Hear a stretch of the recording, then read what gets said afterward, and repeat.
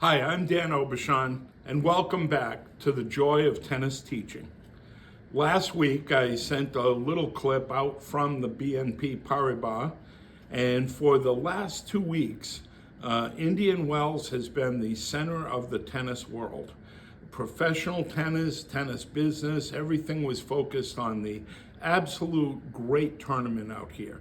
It's considered the fifth major, but I think it's the best run and most popular tournament in the world.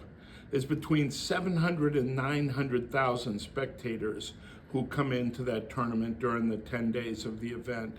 I haven't seen the final numbers yet, but it's an absolutely amazingly successful event.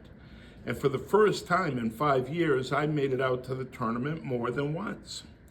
I'd like to thank Stacy Sims for bringing me out on the first Wednesday of the tournament. We had a great day and the weather was perfect. I'd like to thank Ollie Vorwald for talking to Scott Cameron and sending me 2 passes, so I was able to go back out again on the second Monday of the tournament, right after the super busy weekend. And I want to thank my caregiver Reese for making that possible. It was a rough day. We spent over an hour in traffic, and I live less than 2 miles from the tournament. I mentioned Scott Cameron. It was nice to see Scott out here again.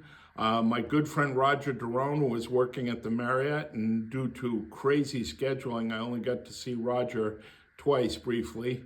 And then one of the highlights of the tournament for me was old friend and one of the PBI originals, Al Secunda, came, and we spent a little over 7 hours chatting and telling stories.